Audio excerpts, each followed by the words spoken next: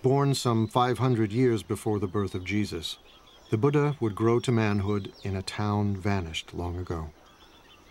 For nearly 3 decades, he would see nothing of the world beyond.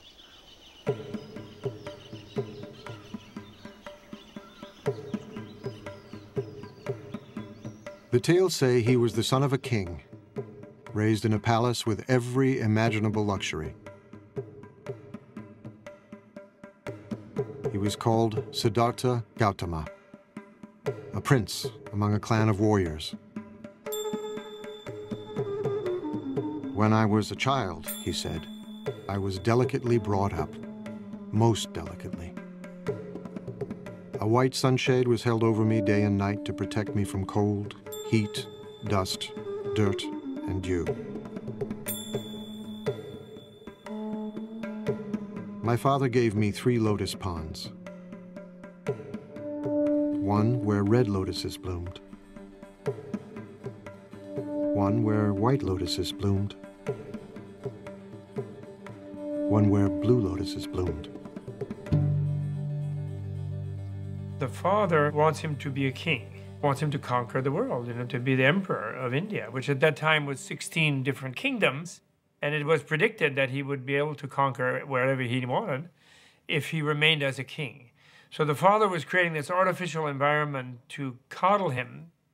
His father wanted to prevent him from ever noticing that anything might be wrong with the world, because he hoped that he would stay in the life they knew and loved and not go off as was predicted at his birth, and possibly become a spiritual teacher rather than a king. Shielded from pain and suffering, Siddhartha indulged in a life of pure pleasure. Every whim satisfied, every desire fulfilled. I wore the most costly garments, ate the finest foods. I was surrounded by beautiful women.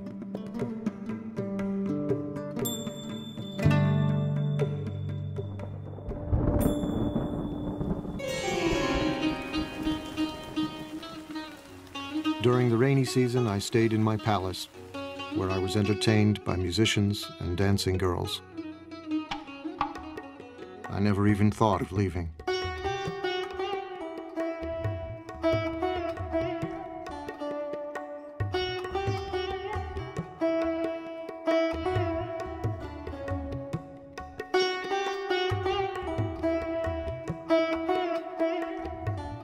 When he was 16, his father, drawing him tighter into palace life, married him to his cousin.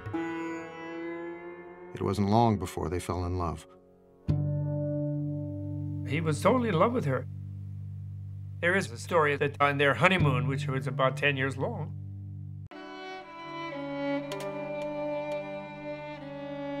and so, the stories say, he indulged himself for 29 years, until the shimmering bubble of pleasure burst. His father does everything he can to never let him leave, never let him see the suffering that life is. But one day he goes outside and he's traveling through the kingdom, and he has the first of 4 encounters. He sees an old man, and he asks his attendant, and the attendant says, "Oh, that's change. One doesn't always stay young and perfect." Then, on the next tour outside, he sees a sick man and doesn't quite understand what it is. He asks his attendant, and the attendant says, "Oh, that happens to all of us." Everybody gets sick, and don't think you are a prince, you will not get sick. Your father will get sick, your mom will get sick, everybody will become sick. Then he sees that it isn't just the sick person, in fact it's universal, and something is stimulated inside of him, so he keeps getting the chariot driver to take him out, and he sees, horror after horror. And on his 3rd trip outside, he meets a corpse.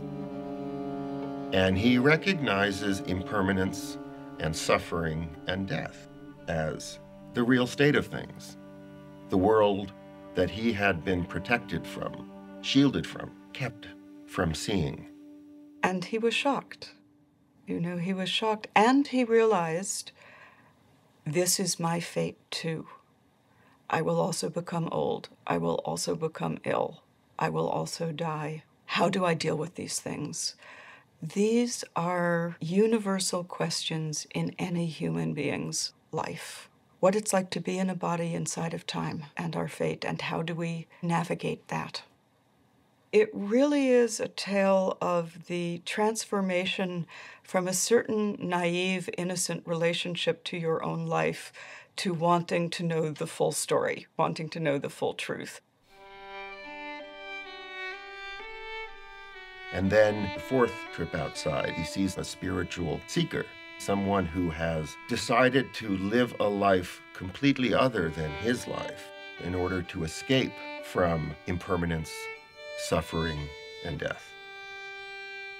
So he has this sort of traumatic encounter with the pain and suffering of life. We try to protect our children. We don't want to let our children see all the pain that's in the world.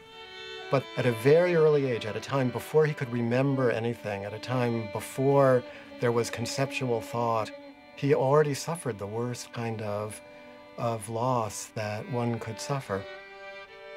Suddenly and mysteriously, his mother died when he was a week old.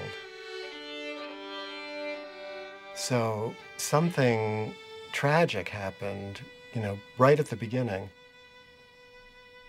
That might be what it takes to become a Buddha, is that you have to suffer on such a primitive level.